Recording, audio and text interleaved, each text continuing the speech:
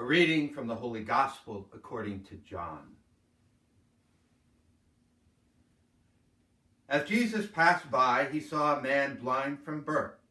His disciples asked him, "Rabbi, who sinned, this man or his parents, that he was born blind?"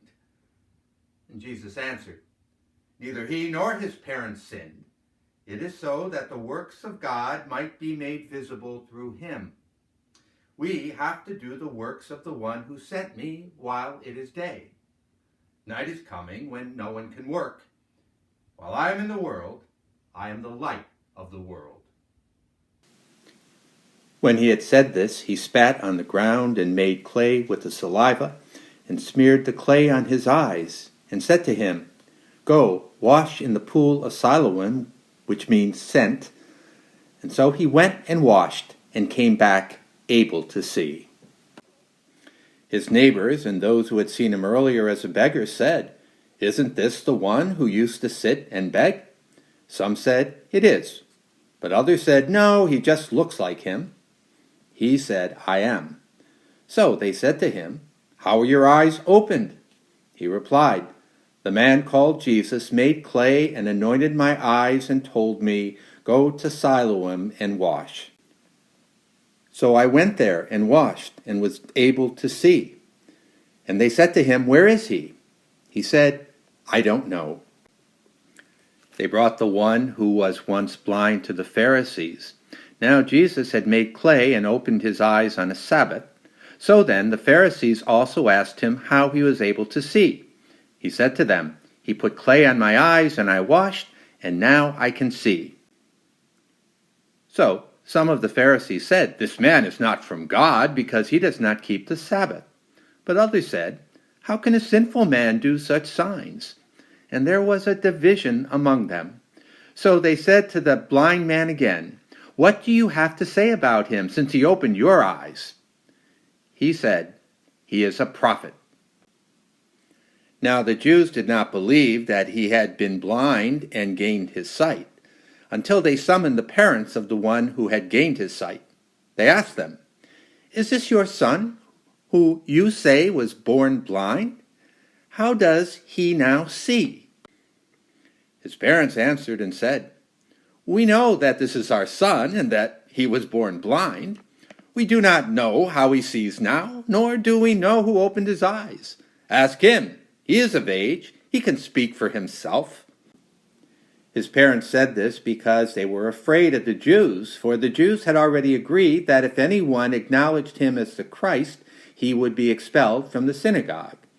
For this reason, his parents said, "He is of age, question him." So a second time they called the man who had been blind and said to him, "Give God the praise. We know that this man is a sinner." He replied, "If he is a sinner, I do not know. One thing I do know is that I was blind and now I see." So they said to him, "What did he do to you? How did he open your eyes?" He answered them, "I told you already, and you did not listen. Why do you want to hear it again? Do you want to become his disciples too?" They ridiculed him and said, "You are that man's disciples. We are disciples of Moses. We know that God spoke to Moses, but we do not know where this one is from." The man answered and said to them, "Well, this is what is so amazing, that you do not know where he is from, yet he opened my eyes. We know that God does not listen to sinners, but if one is devout and does his will, he listens to him. It is unheard of that anyone ever opened the eyes of a person born blind. If this man were not from God, he would not be able to do anything." They answered and said to him, "You were born totally in sin, and you are trying to teach us?" Then they threw him out.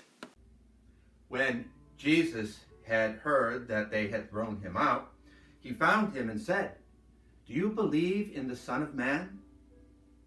He answered and said, "Who is he, sir, that I may believe in him?" Jesus said to him, "You have seen him, and the one speaking with you is he." He said, "I do believe, Lord," and he worshipped him. Then Jesus said, I came into this world for judgment, so that those who do not see might see, and those who do see might become blind." Now some of the Pharisees who were with him heard this, and said to him, "Surely we are not also blind, are we?" Jesus said to them, "If you were blind, you would have no sin. But now you are saying, 'We see,' so your sin remains." The Gospel of the Lord.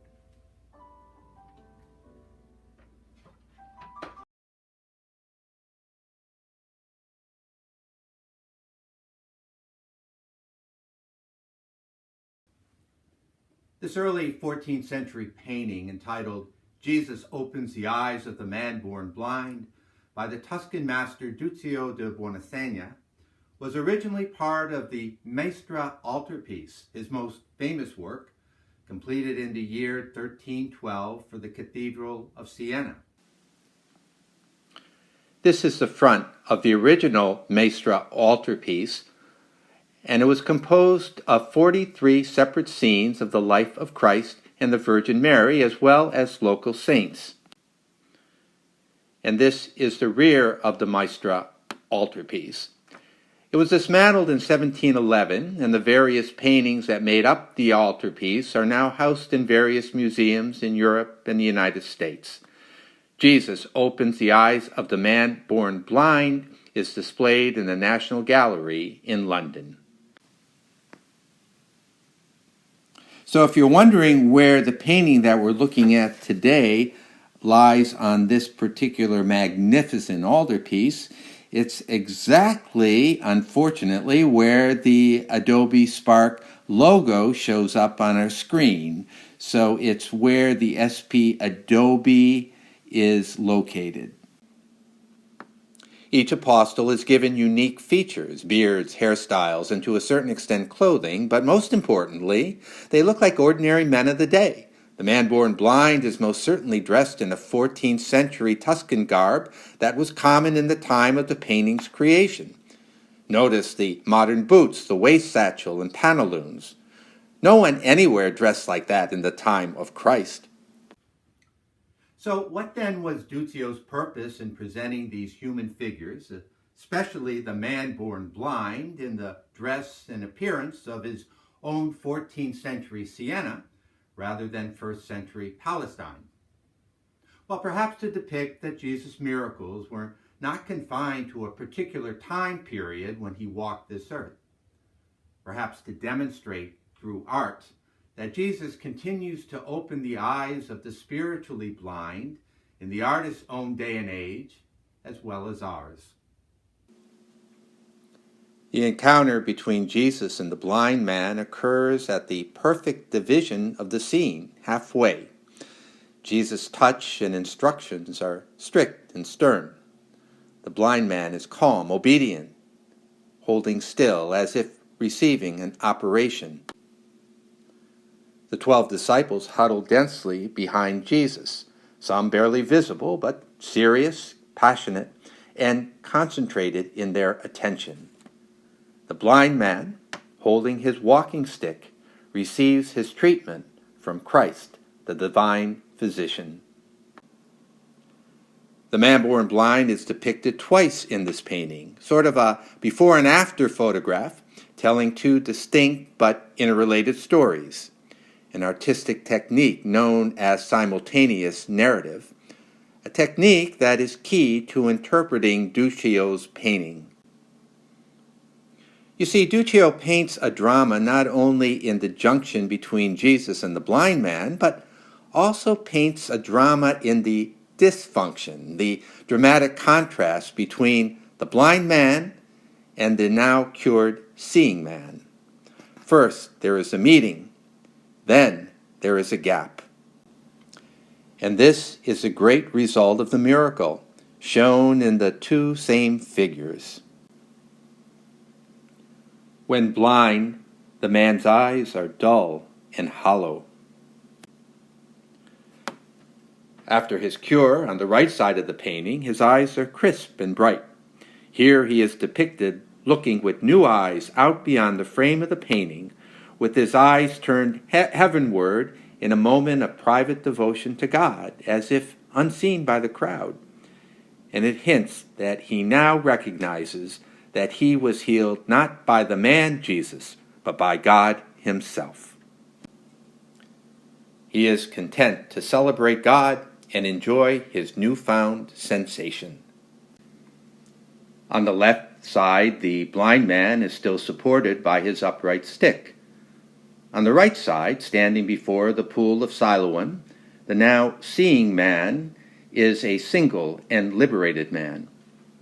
No longer part of his former stationary stance, he drops his stick in front of the pool of Siloam and moves ahead to live his new life.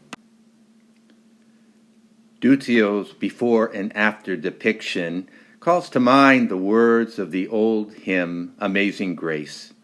Amazing grace, how sweet the sound that saved a wretch like me. I once was lost and now am found, was blind, but now I see. In Duccio's painting, he is turned one way and then the other way, left and right. Duccio depicts this man turning his back upon his own past self and dramatizes this man with his definite past and his definite future. Meanwhile, all above and around, he has his first sight of the world. There is this beautiful city, Jerusalem, now clear and sharp, each building in its archways and parapets bearing witness to God's glory and majesty. For the man born blind, it is a new vision, a new life. There is a real drama going on in this painting. Not just a drama of a single event, a particular miracle. This is the drama of radical change and a new way of life. A drama of transformation where revelation is the result of a two-stage adventure in the life and the faith of the man born blind. This masterpiece is a scene, really a split scene of total transformation.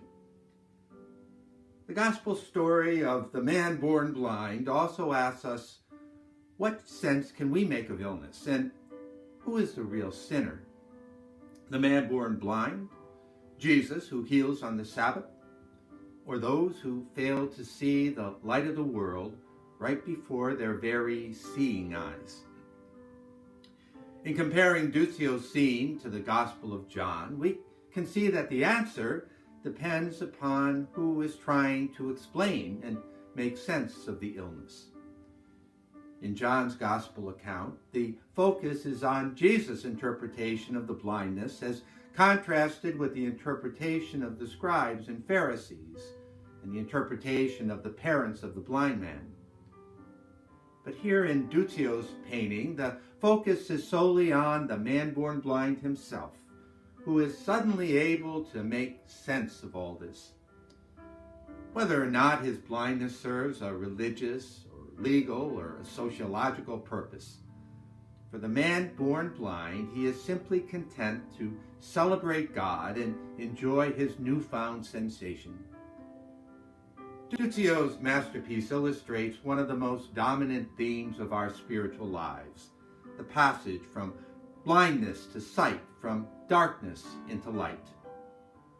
In his painting, the artist shares his faith with us, his faith that Jesus Christ, who gave sight to the man born blind, does the very same thing for us.